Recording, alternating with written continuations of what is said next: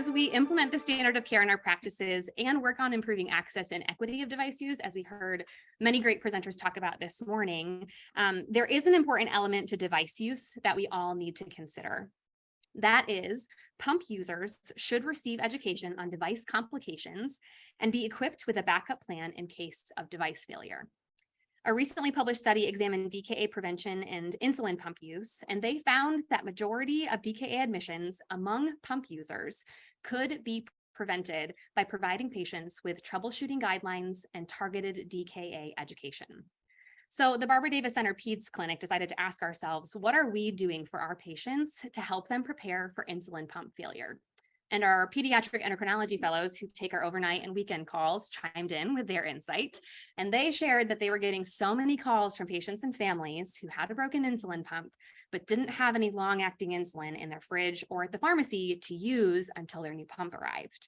So we decided to look for some data. Todd is in the room and we love data at the Barbara Davis Center. So we pulled data from our EMR and found that of our pump users who were seen in the previous 18 months from asking that question, only 54% of them had an active long-acting insulin prescription to use in the event of pump failure. So thus a QI project was started.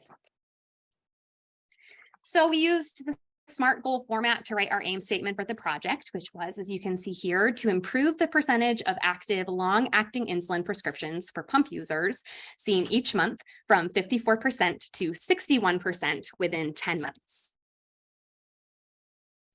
Now, this may seem like a basic first step in our overarching goal of preparing patients for pump failure, but we recognize that even with the best education and preparation, if the patient doesn't have that supply to navigate that situation, that education isn't going to do anything. So that's why we wanted to start there.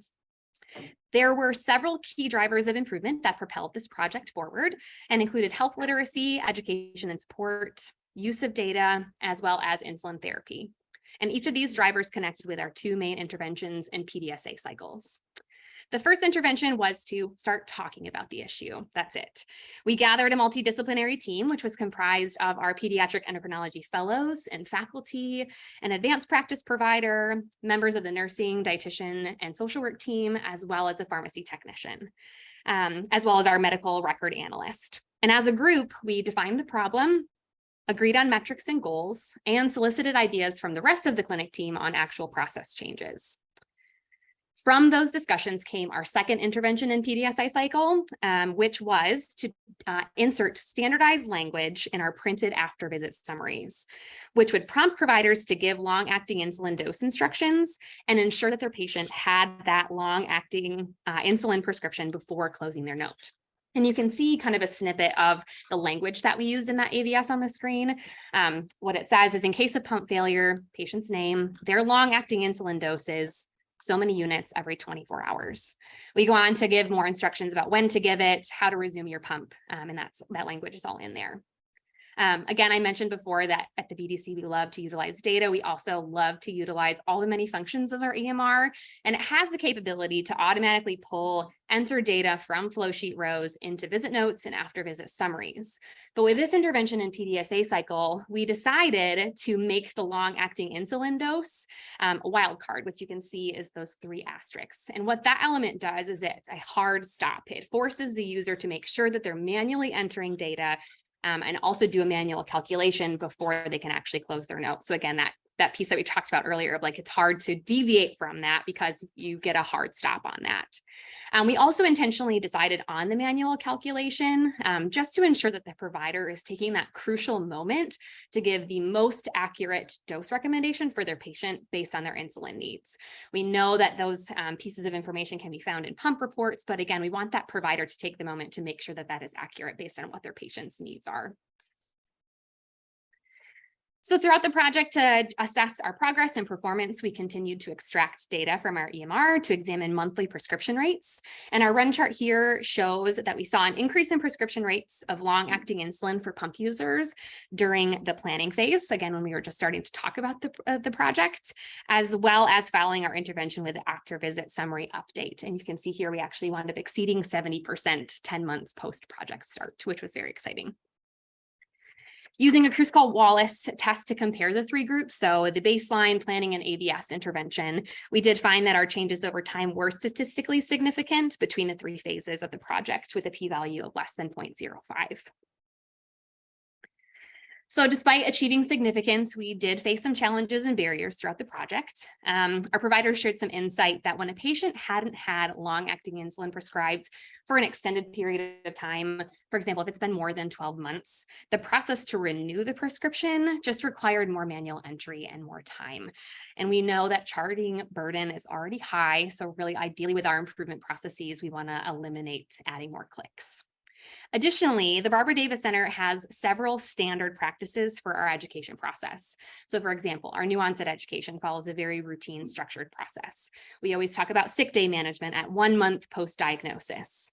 But currently, outside of initial pump education sessions, pump failure and DKA prevention counseling is not a standard practice at our center. And that challenge was what brought us and inspired our next steps.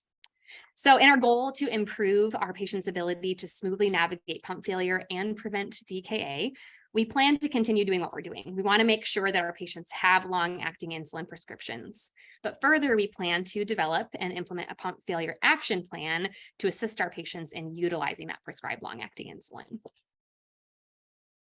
This project really was a success thanks to the amazing work and leadership of our pediatric endocrinology fellows, Dr. Elliott, Dr. Pauly, Dr. Finn, Dr. Valentine, Dr. Waterman, Dr. Sewell, their supervising faculty, Dr. Parker, and the BDC PEDS QI team. And I look forward to your questions. And also, if any of you have a pump failure action plan, I would love to chat with you afterwards too, and hear how we can collaborate and learn from all of you as well with this. So thank you so much.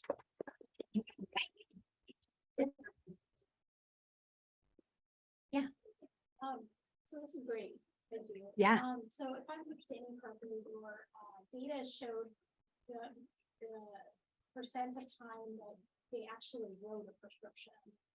Correct. So it was of pump users, how many of them had that active long-acting insulin prescription? To find out actually if they went to It's a good question. Something I will take back to my team because I don't think that we've talked about that, but I think that's a really I've heard other presenters talk today, and I feel like, yes, it's one thing to prescribe it, but it's a whole other thing to then know that the patient is actually going to pick that prescription up. So that's fantastic feedback. Thank you. Yeah. Yeah. No, that's great. Thank you. Yeah. Thanks for the presentation. It's great. Sure. Do you have a specific plan for when and how the prescription's written? Like, is it like right at initiation, or is it when the pump is ordered? You also write for years with the plant is? Great question. So the question is there a plan for when the prescription is initiated, whether it's when the pump is prescribed? And to answer that question, it's when we see the patient for that clinic visit, because again, the way that we're being triggered to order that is when the visit note is being generated in the after visit summary. So outside of when we're actually seeing that person for a telemedicine or an in-person visit. So either one, we're using the same note template, same after visit summary template. That's when the provider is triggered to send that prescription. Obviously, we use my chart as well. So like if we get other requests outside of that, we could do that too. And that would then also be included in our data. But really our big push was recognizing, well, we're seeing patients hopefully every quarter. So trying to capture them as much as we can. So yeah, good question. Thank you. I had a related question to actually writing the prescription. So I think one of the challenges here is that, you know, if there's a pump failure, the patient's going to use a long-acting insulin for a brief period of time, right? They're not going to, you know, let's say you write a prescription for Lance 50 units, they're not going to need the quantity required to use that indefinitely. So like what quantity should one write for this? Yeah. And then how do you avoid this? All right, well, the pharmacy is going to send you this auto renewal for this, thinking that this is being used continuously and not like as a backup for a brief period of time. Yeah, really good question. So the question is about how to write the actual prescription, and when we're considering quantity of that prescription. You know, if you tell your patient use 50 units, they're going to get a whole box, right? And then the question is, does that sit in the refrigerator? So that's a really good thought for us to bring back to our team as well. I think the way that we do it, most pharmacies that we work with don't break boxes, and they typically do dispense a full box of 5 pens. depends. And I think it goes down to the education that our nurses are giving when we're helping these patients, just making sure that they are keeping tabs on the expiration date of that. From my understanding, most long-acting insulin, it depends, but usually it's a year or 2 years before it expires, depending on what the pharmacy dispenses for that particular patient. So yes, I think that is a hard thing, because right then you're giving the whole box and then throwing it away if you're never using it, which hopefully you're never having to use it. But yeah, that's a very good thought. Yeah. Yeah. Oh, I'll just add that I'm from Cincinnati Children's. At our center, we try to be as consistent with putting those prescriptions in as possible. Things that also help are putting in the SIG, use in case of pump failure, and also writing notes to the pharmacy. Please do not dispense until the family requests it. And I think that has helped us make sure that it's not getting just automatically renewed and automatically included in the refills, to try to help be more intentional about the actual dispense. Yeah, that's great. Like, would it be reasonable to do a 30-day supply in these cases as opposed to anything more than that? Or what do people do a shorter? What are other people do when they write that prescription? We do like 3 refills on it, so it's limited refills, and so Yeah. that it's written fairly similar to what the Lantus prescription would be, which is variable dose up to like, if you say up to like 50 units, then it's going to give you 1 box of Lantus, for example. Yep. So do 1 dispense with 3 refills, and figure that probably is going to be more than enough for an entire year's worth, but limiting it. So then you also get prompted, if they're filling it more than that, you want to know what's going on too. Right. Yes. Yeah, exactly. I think the refill quantity also is a key way of like making sure you're not getting bombarded with reminders from your pharmacy. Hey, do this refill. I don't need it. I still have my same box that I had for a while too. So yeah, that's really good. Thanks, Olivia. And then kind of along those lines, as we're thinking about when a patient doesn't have a pump and how long it's going to take to have a pump, do they also have short acting on board? Yeah. And are they using pens, or are they going back to syringes? So I guess it could expand to other areas. Certainly. Yeah. So the feedback was thinking about the short acting insulin as well, which you're absolutely right. Like, do you have the capability to continue administering your fast acting? Not every patient has those syringes. So I think that's also important to keep in mind. So thank you for that. That's great. Do you have a virtual question? How are we going we have 1 minute. The virtual question for Dr. Catherine Sullivan is, how do you standardize the ABS for patients? Is this automatic, or does the provider need to choose the smart set with ABS? When are you going to do this from an adult clinic where we see other endocrine issues and have smaller percentage of patients? Yes. Yeah. I see my boss over there standing up, and he is the epic wizard. I can probably speak to that. So we have standard note templates we use in clinic. So I commandeered those years ago and turn off all the Wild West, like everybody else is using different templates. We use the same note templates. Inside our note template, we have a best practices visit summary section of the information we want to push out. Everybody, like, get your flu shot, get your COVID shot. Like, everybody gets those every visit. And then when you go to the patient instructions section, click, we have a speed button there. Using that, thinking about that, and we put bookmarks around it, so it just ports it over. So that way we can drive behavior and information by putting it within the note template and push it over the instructions. We used to do it the other direction, but this made it easier to standardize it. And if you couldn't hear that virtually, we can connect. We'll talk. I'll connect you to Dr. Alonso. Thank you for that question too. I think we're out of time. All right, great. Thank you so much. That was great. So our next presenter is joining us virtually, I believe. So I'm going to go ahead and stop sharing. And Millie Vakaria, are you available to share your screen? Hi, good afternoon. Yes, I'm here. Awesome.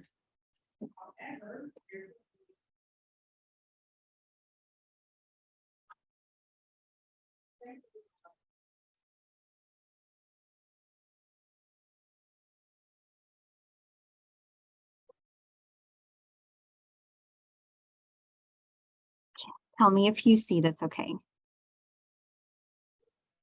Yes, we see it. That looks great. Okay, perfect. Hi, good afternoon, everyone. My name is Millie Vakaria. I'm a nurse practitioner here in the pediatric endocrinology and diabetes at Texas Children's Hospital. I'm also joining you with my colleague, Dr. Grace Kim, and we are excited to share our presentation with you on standardizing insulin pump therapy initiation in children with type 1 diabetes. We wanted to give a special thanks to the T1D Exchange for allowing us to present in front of you today. And Grace and I are very grateful to our entire section, our QI leadership and the team for their ongoing guidance. And I think some of them are there live, Dr. Sonovan, Dr. DeSalvo, Dr. Lyons, and then of course, our amazing coach, Don Buckingham, and we could not have done this without their support. So just a little bit of a background. It is well known that insulin pump therapy leads to improved glycemic control, such as reducing their hemoglobin A1C level by at least 0.5%, overall reducing hypoglycemia, and just alleviating the diabetes burden and enhancing the quality of life with all of the advancements that have taken place over the years with pump therapy. Both ISPAD and ADA recommend that there has to be a structured technology education that is delivered for our children and youth with diabetes, such that we can not only inform them of the technology use but also optimize the technology adoption for the diabetes devices. They also recommend that for those who are younger than 7 years of age with T1D, receive insulin pump therapy as the main mode of delivery. So a little bit of the data from our hospital, as we looked at our patient cohort, we noticed that there was underutilization of insulin pumps in general. And we thought, okay, what is going on, right? Like why? So everyone, just as everyone here loves data, we also decided to focus on that. And then to answer this question of why, we dug deep and we traced similar key drivers that many of you great speakers have mentioned today, highlighting the implicit barriers to pump technology. Our fellows actually, who the group has already graduated as of last year, but they conducted a survey to our providers and the staff. And what we found was that there was a lack of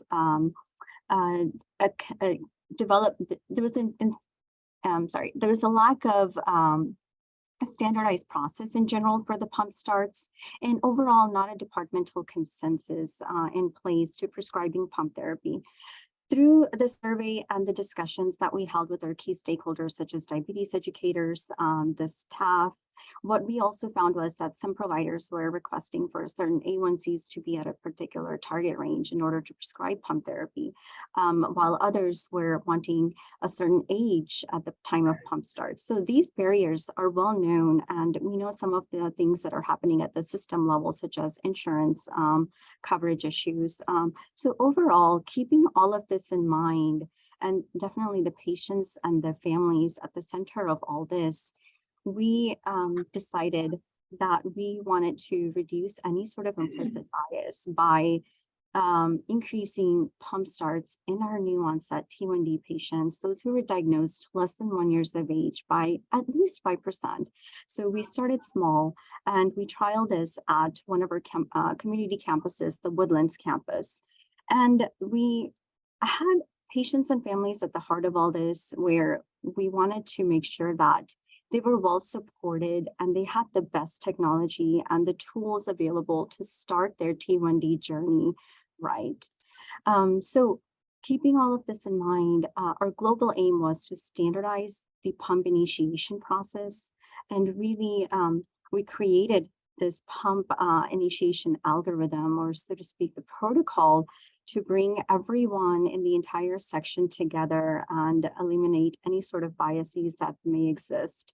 And as you can see at the top here of this protocol, that we start off discussions for pump therapy at the new onset outpatient follow-up visit. This is typically done at anywhere from 30 to 90 days from the initial diagnosis. Once the provider and the patient have sort of, and the family has gone through the safe startup criteria. Again, this is not the eligibility criteria by any means, but this is more of a safe start to pump therapy and just letting them be successful with the pump therapy. And you can see here, it's minimum insulin requirements if they're meeting the insulin to carb ratio, just overall like survival skills on pump and just knowing what to do in case of pump technology failure. So after the patient and the provider and family has gone through the pump readiness and they agree that, yes, we want to move forward with pump therapy, then the provider will notify the educator. So this is when the collaborative effort really kicks in, and we want to make sure that we are approaching any sort of pump therapy initiation as a multidisciplinary process. And the diabetes educator team at Texas Children's is wonderful, and they deliver very detailed pump education to our patients and families, whether it's reviewing different types of pumps and insurance nuances and how they can get their DME prescriptions and so forth. And once that has taken place, the educator will then contact the pump company, place orders for the paperwork, and will send the provider the insulin vial prescriptions. The most important step here is the post-pump follow-up. This was a key in our process because we wanted to make sure that after that pump technology has sort of taken off, what is it that follow-up looks like? And we wanted to make sure that we were covering some of the key concepts such as sick day management, advanced pump settings, and if they needed any device, the dose adjustments and device portal uploads and so forth. Again, the idea was to sort of structure and standardize the pump education so that way they are empowered to succeed and be safe. This is a glimpse of our action plan. BDC gave an amazing presentation earlier, and they wanted to know if there's an action plan in place. And so our team came up with this safety plan, so to speak, on what to do in case of device failure. At the beginning of the box, you can see here is their backup insulin regimen. And so this sort of gives them an idea of what to do, their previous doses to go back to in case the device fails. And if they end up having moderate or large ketones, it sort of serves as a reminder. And we give them this plan before every pump initiation. And then they also receive this at the follow-up visit in case it's displaced or anything like that. At this time, I would like to turn this over to my colleague, Dr. Grace Kim, who's going to review with you the next PDSA cycles. Okay, thank you, Millie. Okay, so let me take you back to January 2021 when we started everything. So our first PDSA cycle was really about education, and awareness about this whole new process. As my colleague Millie mentioned, there was no previous standardized process, so this was new for our whole division. So we presented and educated our whole team, including providers, diabetes educators, staff, about the whole new pump initiation protocol, the criteria, the pump action plan, and the pre and post pump visit checklist. So we started this in January. We got a lot of excitement initially. Our baseline from 20% went up to 27% just with that.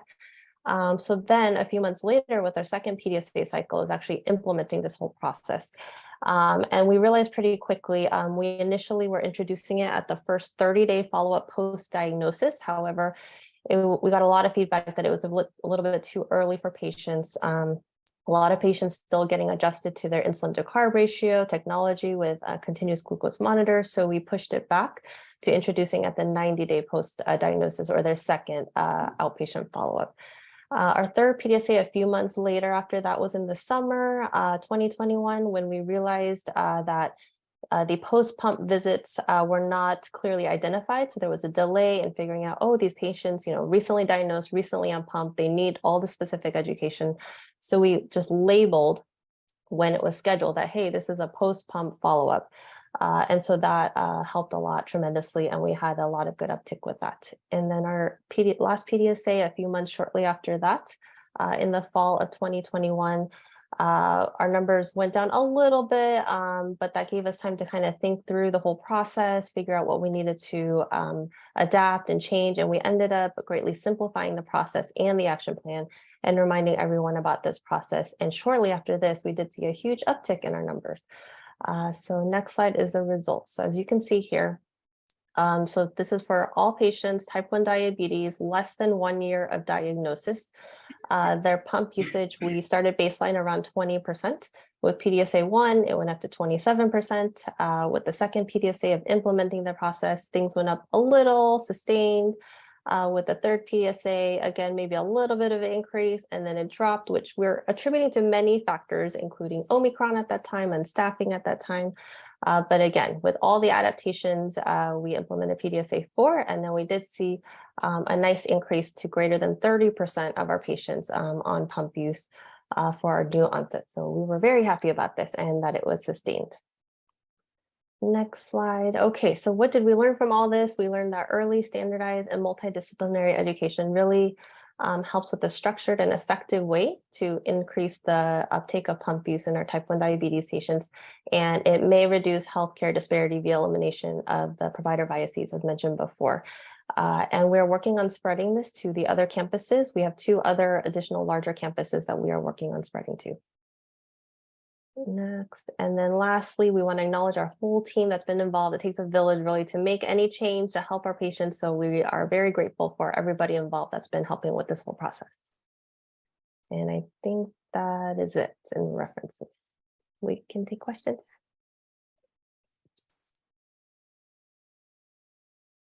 Thank you so much, Millie and Grace.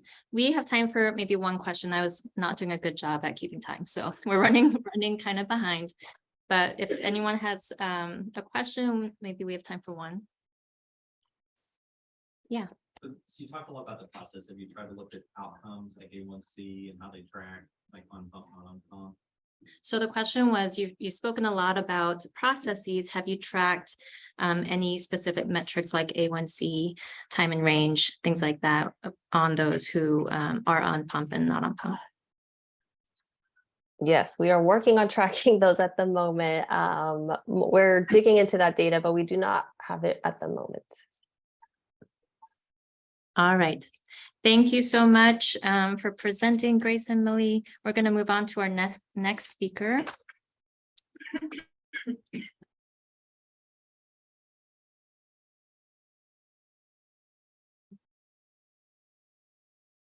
Is that Sharon?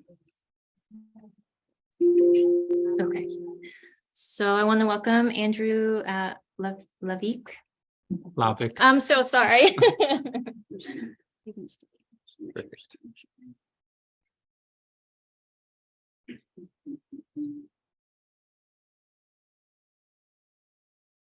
Well, thank you so much for T1D Exchange for letting us showcase some of our work from Cincinnati Children's. I'm one of the endocrine fellows at Cincy Children's, and this is some of the work that's been a sort of a pandemic baby that came out of the sort of the limitations we've all experienced during the pandemic. It's a large team that's included clinicians, providers, nurse practitioners, QI specialists, nursing staff, and other members of the ancillary team, as well as some patient advocates and family members.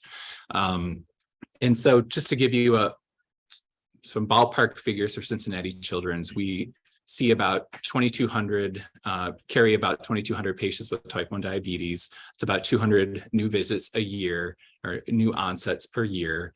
Our population is about 87% white, about 10% non-Hispanic Black, and then remainder other minorities. About 70% are private insurance, 20% are public insurance, and then about 7 to 10% are self-pay.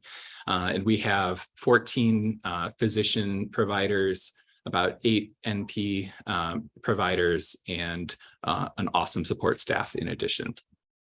So our work is focused on, once we have patients on pumps, how do we get that data uploaded prior to clinic visit? And as I mentioned, this has really come about is the limitations we had during the pandemic. So as we all know and we all experience, insulin pump data upload is crucial for our care delivery within the type 1 diabetes realm. However, in our case, data upload was being cared for primarily by staff at the clinic visit. Patient comes in, hands over the pump, team takes it away, collects the data, and then provides that to the provider. And that extends the visit length, it takes a significant amount of time. And of course, with the telemedicine visits, it really was not an option. So we were flying blind. So we wanted to use those tools that we knew existed for data upload and really bring them home into our clinic. And so our smart aim was to increase the percentage of diabetes pumps uploaded prior to T1D clinic visit from our institution, from our baseline in end of 2020 from about 15% to 30% by this summer. As I mentioned, our team was comprised of clinicians, educators, parents, and QI specialists. And as with all T1D and quality improvement care in general, starting with our understanding our baseline state of pump uploading in our diabetes center, and then we developed a key driver diagram to reflect our theory, and then conducted iterative PDSA cycles to target our key drivers. So just to show you broadly our key driver diagram, I just want to highlight smart aim is increasing from 15% to 30% over the course of our study period. Population was patients with type 1 diabetes who were being seen within our diabetes center for clinic visits. And some of the key drivers that we identified were educated staff, educated families that understood the expectations, staff that understood the expectations as well, and really measures to motivate and provide them the ability to overcome those barriers that they had to upload.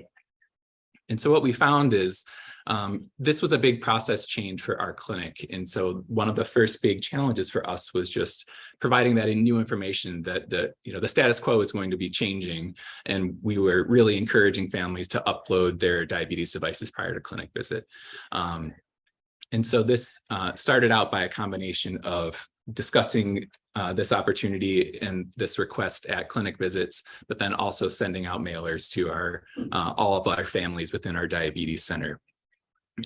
Other PDSA cycles that we were able to implement to exert change were sending the pump instructions so that families could make these changes prior to clinic visit, and also to change the way we were doing pump starts within our diabetes center, so that we were starting to link the pumps to Gluco or to T-Connect whenever we could at pump start. And so this is an example of our mailer that was sent out early in our process, and breaking it down by pump type. It also includes CGM type, since we were also a parallel study that we were undertaking within the diabetes center was to increase CGM upload prior to clinic visit as well.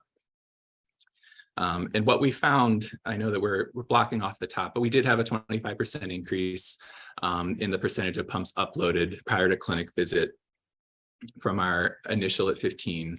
And so some of the interventions that really seemed to have our most impact were really just discussing the change in status quo and the new expectation, and having that opportunity to have a discussion, whether it's MA to RN handoff or RN to provider handoff, about whether or not a family had uploaded, and then having that being a good opportunity for the provider and the family to discuss whether they had uploaded or what barriers were to uploading.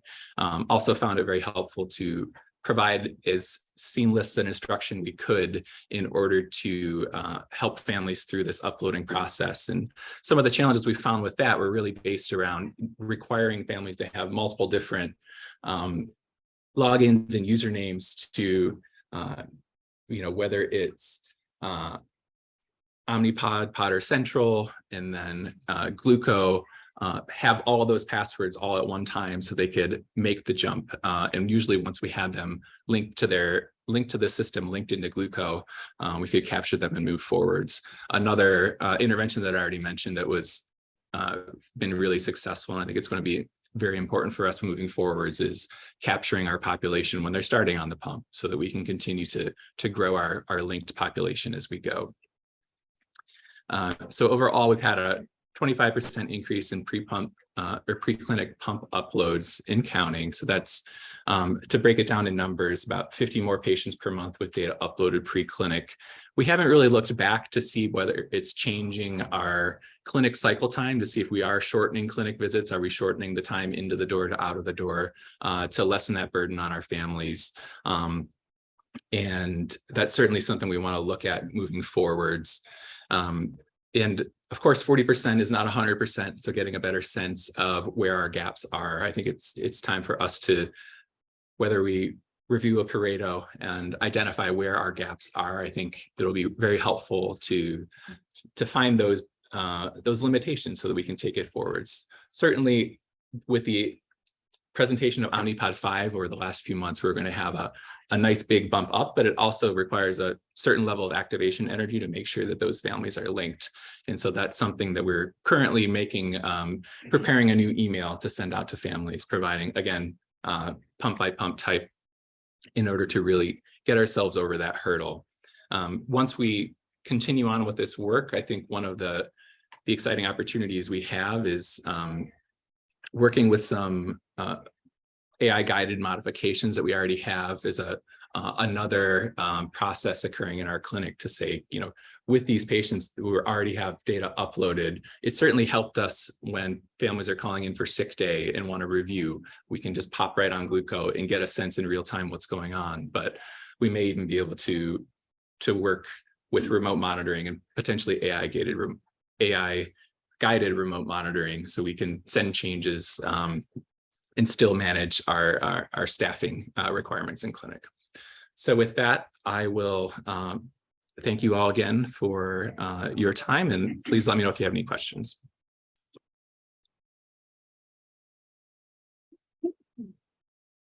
Yep, right. Two questions actually. One, did you delineate the difference? So if someone was connected to Clarity but hadn't uploaded their pump, so say they, you have your Clarity account connected, but their Tandem pump was not connected to T-Connect, did you count them in as a successful uploader, or were they somebody who was not? So they would be not. This is just the pump. This is pump data only. So we do have another run chart that shows the combined. And then is this for all comers? So like your telehealth and your in-person? This is just in person. Okay. Yeah. So probably Question time up for just one more question. I'm sorry, y'all. Please go ahead. Thank you very much. This is Absolutely. great. I think this is an important initiative, and it's suddenly a big bottleneck in our clinic. Yep. And wait time. So I can imagine we're the only one. So I've tried to advocate for this. Some barriers we've run into. So we try to do something similar by sending patients messages through my chart that we use. And I like your idea of QR code. So when they scan the QR code, can you walk me through what happens next? Yes. So, Can you repeat the question for the? of course. So the question was, when we scan the QR codes, what is the next step, essentially, from a family standpoint? That brings up a bit of a challenge we jumped into. But typically with that printout, the family can then scan the QR code. It'll provide a link. I can't remember if it's to what site, but it'll give you a step-by-step walkthrough from a third-party site, not a Cincinnati Children's site, for how to upload. I think it might be through the Gluco FAQs specifically, and so they would find that opportunity there. We had to modify our email for those families that we're using digital, because you can't look at the QR code on your phone and then press on the QR code. You need to use another device in order to snapshot it. So if you guys have ways to surmount that, let me know. But at this point, we ended up just modifying our PDF that we were sending, so it also included the website links. That way they had equal opportunity. And are you finding that patients are more likely to send you logs between visits to look at and get back to them? So that's a great question that we haven't really studied the metrics. We now have a flow sheet built so that we can collect that data. It's all been manual collection up to this point, but I think now we can start to get all of our data to really address those questions. Thank you. Thank you, Andrew. Okay.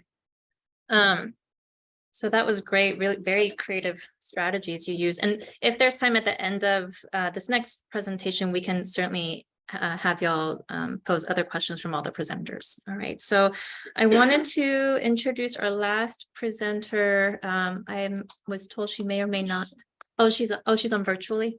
Yes. Oh, okay. Yes. Oh, wonderful. Okay. Is it, I'm afraid I don't know if I'm going to say your name correctly. Is it Maria Esther Yes, that's perfect. Casio Morelo? Okay. So welcome. Thank you. Are you able Thank to you. see your slides here?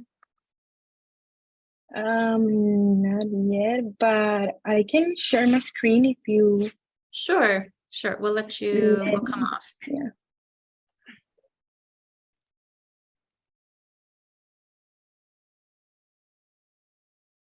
Can you guys see it? Perfect. Okay, so my name is, as she said, Maria Esther Macaso Murillo. I'm part of the pediatric endocrinology team at the University of Miami.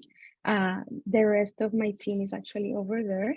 And we're going to talk about the pediatric type 1 diabetes technology use, the Hispanic caregivers perspective. So what is our background? Basically, studies have shown that the Hispanic population have low use of insulin pumps and CGM where they're compared with white subjects. And the racial disparities in technology use and diabetes outcomes persist regardless of insurance status. So our aim was basically to obtain a better understanding of all of the barriers that were keeping people from using advanced technology and prevent health disparity. So we completed semi-structured interviews in 2 focus groups with a sample group of Hispanic parents of type 1 diabetic patients. All of the interviews were conducted by a 3rd-year pediatric endocrinology fellow. So we have 4 main topics. One of them was sensor uses. The other one was pump versus smart pen versus MDI. The third one was training via video conference versus in-person visits. And the last one was suggestions to improve care. All of the interviews were transcribed, annotated, and analyzed for common themes. And we also compared the results to the study that we did with the Black parents months ago. So in regards of the results, we gathered data from 9 Hispanic parents of type 1 diabetic patients. We actually led the parents to choose the interview format. 22% preferred individual interviews, 11% interview via email, and 66% preferred the focus group. All of the interviews were done in Spanish since it was the language of preference of these parents. So what we found, 100% of the Hispanic population of these patients were using a sensor regularly versus 60% that we found in the Black population. 33% were using an insulin pump versus 57% in the Black population. And 55% were using a smart pen versus 32% in the Black population.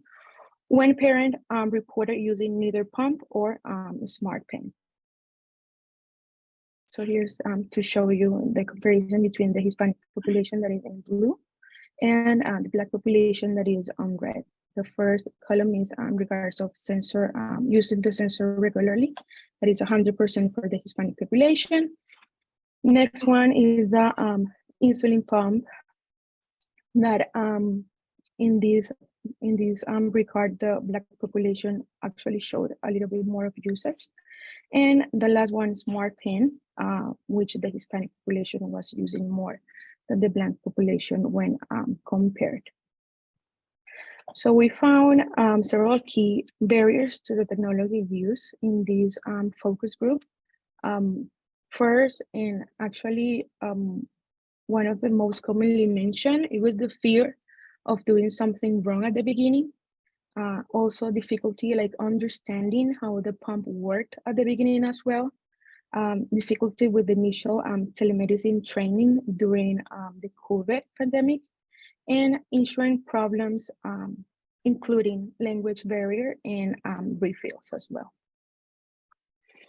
So with this focus group, we can conclude, first, the focus group is a patient-centered initiative to help to understand all of the barriers and discuss ways to increase the technology usage, and is also pretty useful to share other patient recommendations for treatment. Overall, when we compare the results to our Black focus group, we received pretty much similar results in the sense that they are satisfied with the technology used and actually felt it increased their understanding of diabetes. Insurance, unfortunately, continues to play a limiting role in the Hispanic population, not only due to the administrative part, but also because of the language.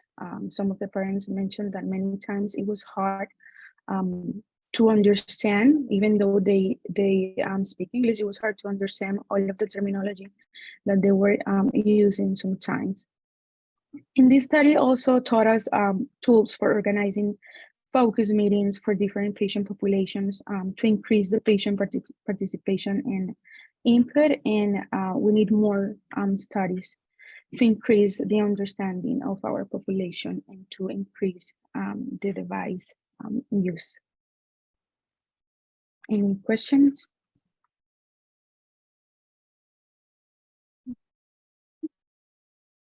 Thank you so much, Maria Esther. Do we have any questions from the audience? Yes. So did I understand correctly that there were 9 two? And how did they choose 9? I'm sure they have way more than 9. So would that make a difference to the results? And what was the Black patient study what was kind of the strength or number of patient feedback that they had? Okay, so I don't know if you heard that, but I can repeat the question for you, for everybody on Zoom. Just to confirm, were there 9 patients and families that you interviewed, or were there more? If there were more, how were they incorporated or into the study? And then also, if you could also detail the referenced Black study that you compared to during your presentation. So yeah, for the Hispanic, there were 9 patients, 9 parents of, I like 9 patients and like their parents. We initially had bigger group, but after we sent the emails and calls like to follow up, only those amount of patients' parents actually confirmed and wanted to participate in the focus group. And we had a similar situation with the Black population. We sent an email and made a phone call. I think it was initially like to 15 or 20 parents. But at the end, we got the confirmation also from, I think it was 8 patients in the Black, like patients' parents in the Black population.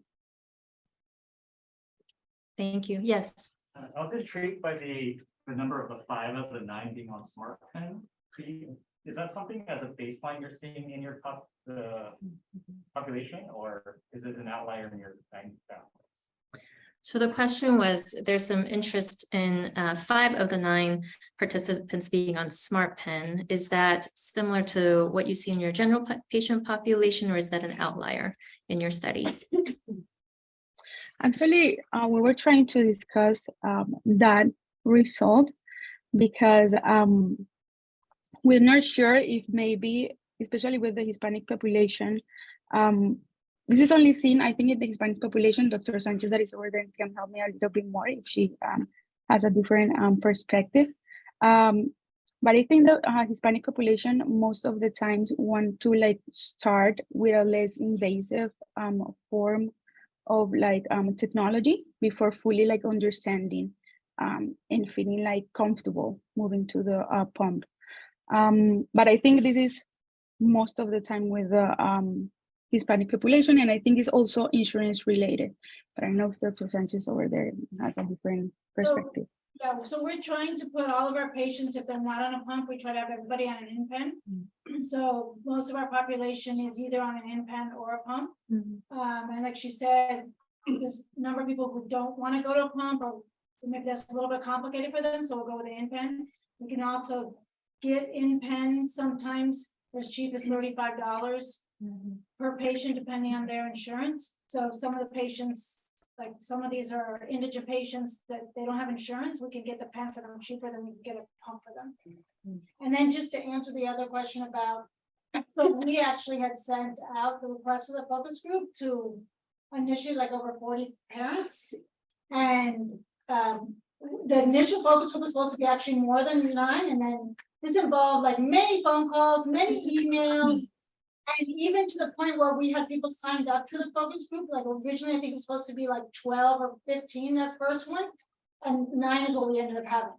And we had the same thing with the Black population that, I mean, both of us were on the phone constantly and emailing and calling people.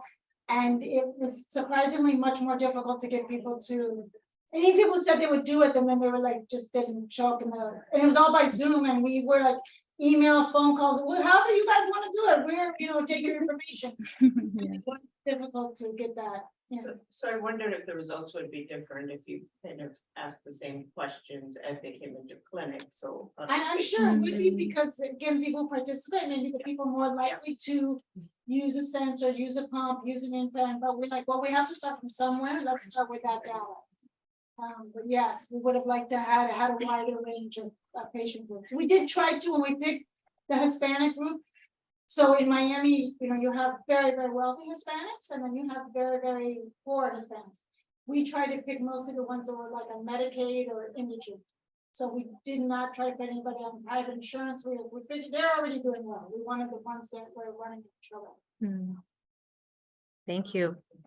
I'll open it up for anyone who has questions on any of our presentations today. It looks like there's one question on Zoom from Gail Spiegel. Do you find that this population has difficulty with carb counting? I think that's for you, Maria Esther. At the beginning, and especially as Dr. Sanchez mentioned, for the type of the population that we choose, yes, they have difficulty with carb counting, and they have maybe like different concepts. For example, they will think that if the patient get a smoothie, it was healthy because it was fruits, and maybe not like the reality behind this. So yes, I will say that this population may have difficulty with carb counting as well. Question. Sure. Why don't you come in? There? Yes. Yeah. So I'm sorry, I forgot your name, but Andrew, you mentioned patients forgetting their passwords or their username for all these portals, which I think we've all encountered. Personally, I think the long-term solution to this is an integrated, all this data flowing to our EMRs with a single sort of sign-on. But does anybody record usernames and passwords for each of these platforms in the EMR? I mean, the password probably not, but the username, or you keep it all and their password. Yeah. So I sometimes if the patient will tell me keep my password in the chart because I'm going to forget it. But I always wonder about the privacy and security aspect of that. But just a comment more than anything. Thanks. Integrated so they remember their passwords and username like when they get connected to a system, so it's fine after that, just getting that initial. So if they want to go and change their password, it doesn't really matter because it's already built in there, it's going into a file. So not all the systems, but we're hitting that. I have a follow-up question to that for Andrew. Did you have somebody in the clinic dedicated to helping with tech issues for those who were low tech literacy? So one of our benefits is that we have a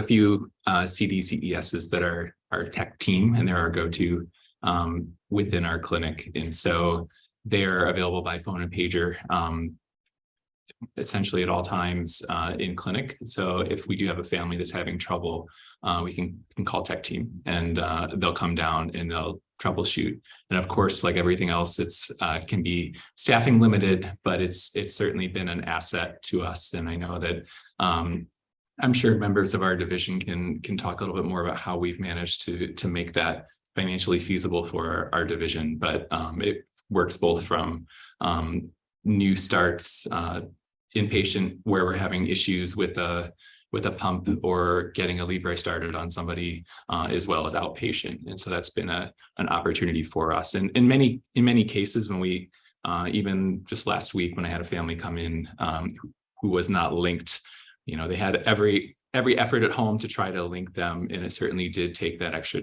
15 minutes of having someone downstairs with them to walk through the process. And I think one of the challenges we ran into even from the start was, it's not a simple process. We tried to make our simplified map and our detailed map as well. And there were probably 10 or 12 steps involving multiple websites to get everything linked. And certainly it's wonderful for those pumps that once you're linked, you're done, but others do require some degree of follow-up. And we did try to work with an equity lens to try to work with those families who may not have internet capabilities at home. One of our other cycles was looking at a kiosk at check-in. So in the waiting room, they could pop off and try to use a computer. But we found that led to its own issues with sign-on as well. So ultimately, it was just faster for us to then have our MA team that was already on doing the uploads do those as well. But certainly always working for improvement.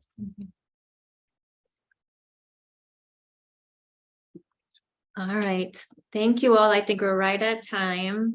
Thank you to all our presenters. This was a really great session. Thank you all.